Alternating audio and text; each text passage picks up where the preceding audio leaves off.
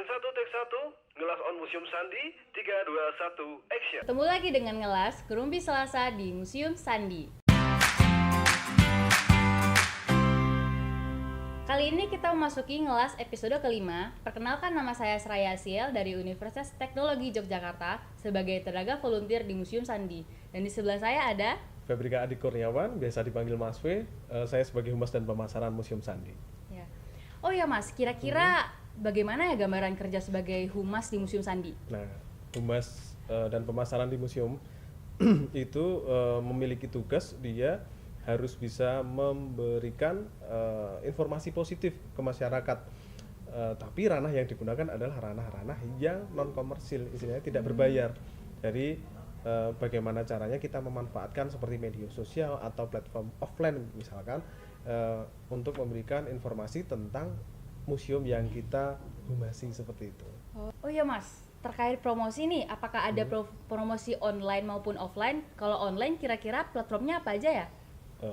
Kalau offline itu biasanya kita jemput bola ke sekolahan-sekolahan, kita membagikan brosur, kemudian pamflet untuk anak-anak sekolah. Kemudian untuk online-nya kita memanfaatkan media sosial, dan medsos yang kita gunakan ini platformnya lumayan luas. Jadi mulai dari Instagram, kemudian Facebook, ada lagi Twitter, dan yang terakhir ini kita mengaktifkan channel YouTube kita. Oh, Seperti ada YouTube-nya ya? Betul. Oh, jadi hampir semua platform medsos digunakan ya, Iya. Mas? Kira-kira ada nggak karakter tersendiri dari masing-masing medsos atau sama aja? Beda. Jadi seperti ini, kalau kita pengen membuat satu narasi yang panjang sifatnya audiovisual, kita memanfaatkan platform YouTube seperti itu. Kalau kita ingin menuliskan deskripsi yang agak panjang kemudian dengan video, itu kita bisa pakainya ke Facebook. Sedangkan kalau kita pengen lebih mudah lagi share, kemudian ada video yang agak pendek, kemudian ada narasi sedikit seperti itu, kita gunakan Instagram. Dan yang agak menyita konsentrasi sedikit, kalau kita pakainya Twitter, itu biasanya kita harus menyederhanakan kata-kata yang ingin kita pakai, karena Twitter itu dalam sekali post juga membatasi jumlah karakter. Oh Seperti iya, itu. berarti hampir semua platform ya? Iya, hampir semua. Oh ya Mas, kira-kira ada tidak tips untuk menentukan konten favorit? Nah, kalau konten favorit ini kita bisa menggunakan layanan yang ada di platform tersebut. Kalau di Instagram kita ada istilahnya insight. Jadi di insight ini nanti akan kelihatan mana konten yang paling diminati oleh orang. Entah itu di like atau reach sekedar melihat, kemudian atau di repost, bukan di repost ya, di save ya, seperti itu. Kemudian kalau di Twitter kita ada lagi istilahnya analitik, data analitik, followersnya nanti seperti apa, kecenderungannya, kemudian retweet yang apa aja itu akan kelihatan nanti. Begitu, jadi bisa dipantau juga Bisa, ya? bisa sekali. Iya. Oh iya Mas, denger-dengar katanya permusiuman Sandi ini nggak hanya jaga di museum aja ya? Kira-kira ada lagi seperti kampanye literasi keamanan digital, begitu ya? Iya, kebetulan karena kita menginduk ke Badan Siber dan Sandi Negara, dan kita ada di bawah naungan D2 atau istilah Protedik, Proteksi Ekonomi Digital, kita memiliki kewajiban tugas lain ya istilahnya. Selain permusiuman ada lagi, yaitu kampanye literasi keamanan internet seperti itu.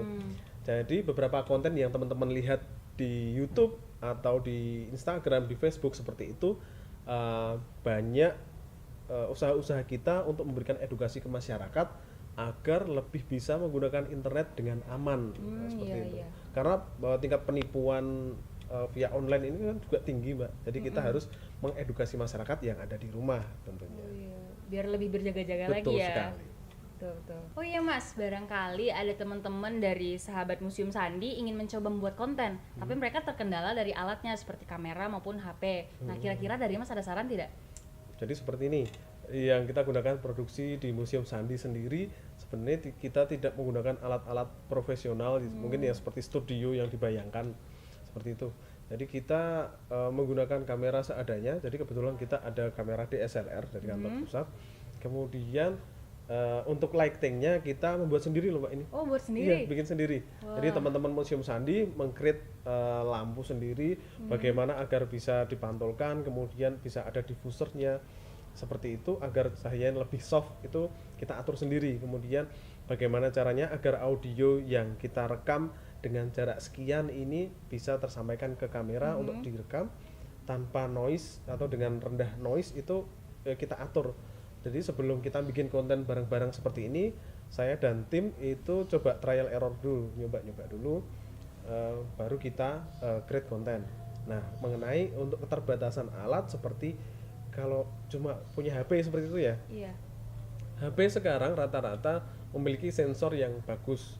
Bahkan dibilang ketika disejajarkan dengan kamera DSLR, hasilnya hampir sama ya, hampir sama seperti itu.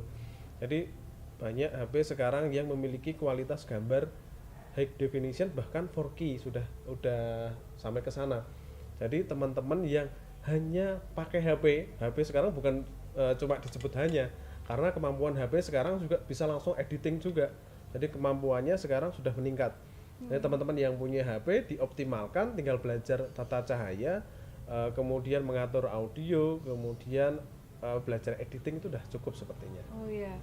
Oh, berarti ini semua alatnya buat sendiri Iya, ya? yang lampu-lampu ini pakai sendiri. Iya, tim-tim Museum Sandi ternyata sangat kreatif ya. Iya, betul sekali. Totalitas sekali.